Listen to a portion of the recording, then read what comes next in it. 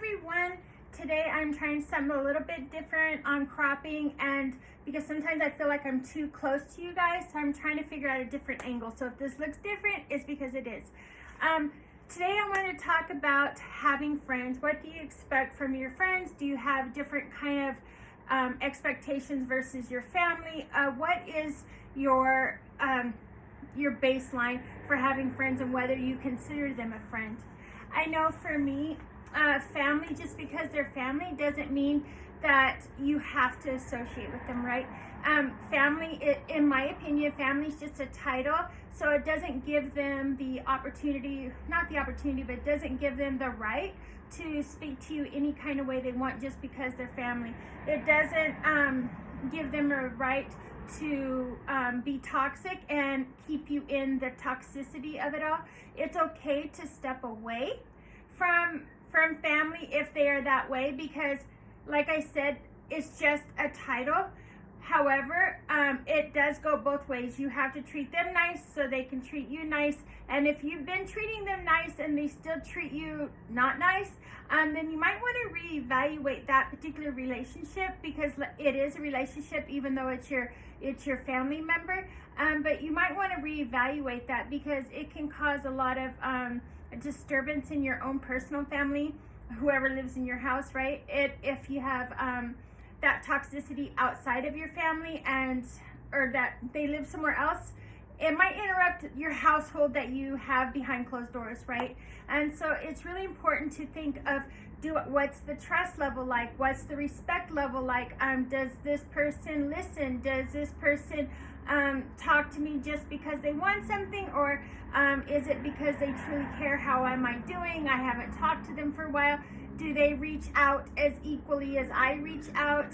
Are they there for me when I'm there for them? I mean, there's a lot of things to think about. And this isn't only just friends, or just family, but it's also friends as well. We need to think about especially the times we live in, right?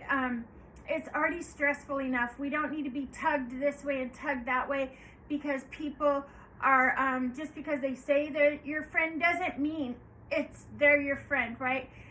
It's okay to just back up and step back and be like, wait a minute.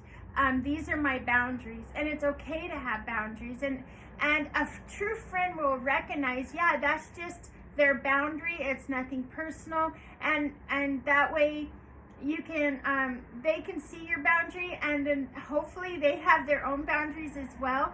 So just food for thought. I know, like for me, and I have a few different wonderful friends, and I'm blessed to have them in my life. No matter what I was going through, they have always been there for me. But like the same, I've always been there for them as well.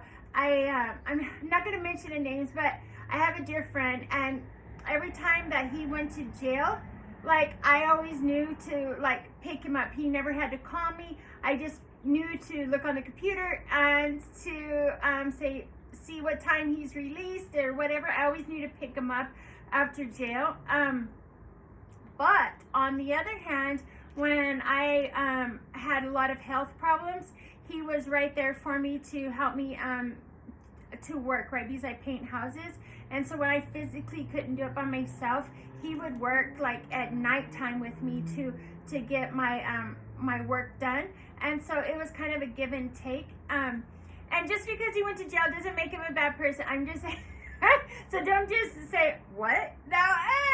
But well, and the reason I knew he was in jail is because we would keep contact, right?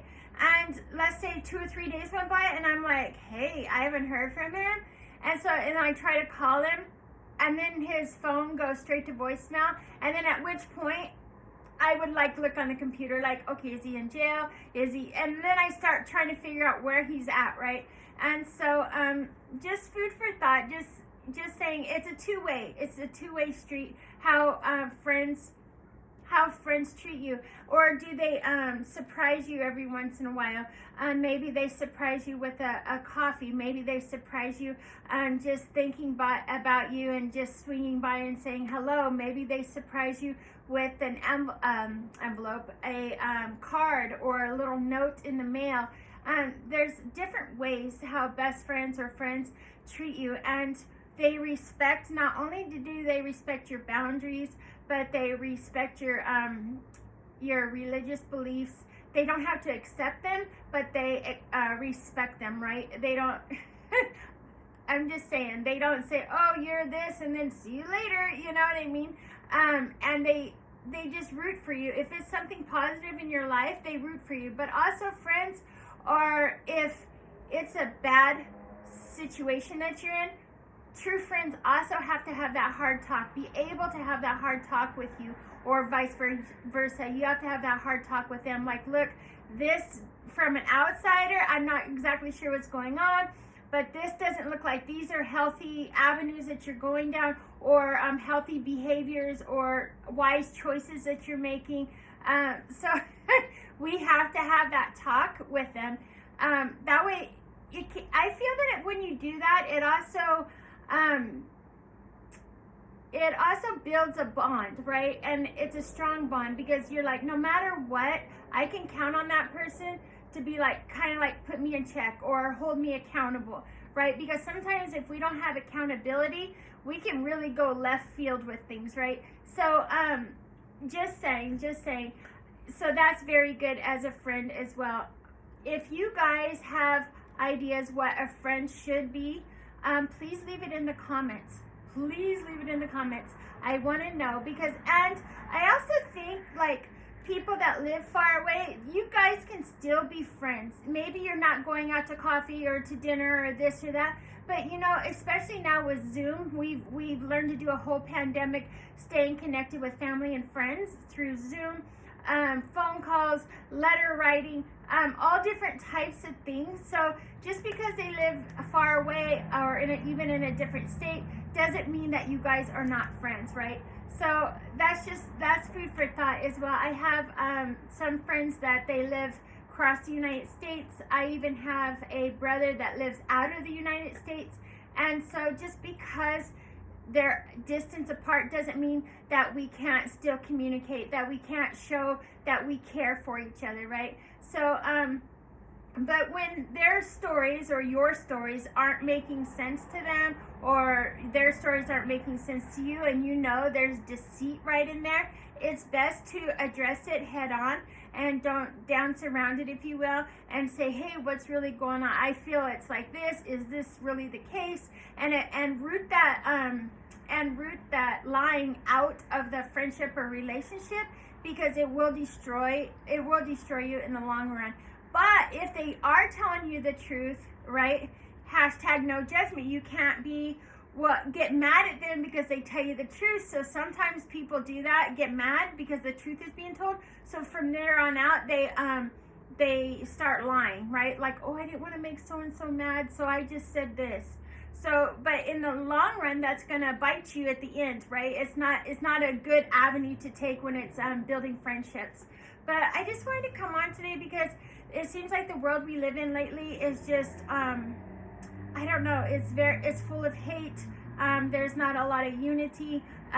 People are getting hurt. There's a lot of violence, whether it be at schools or even at stores or your place of worship, or it just seems like it's everywhere. And it's really scary time out there. So just not only evaluate what friendships you do have, but also treasure the ones that you do have, and be that friend that you want someone to be to you, is my best advice. But anyways, if there is another topic you want me to talk about, also please leave that in the comments.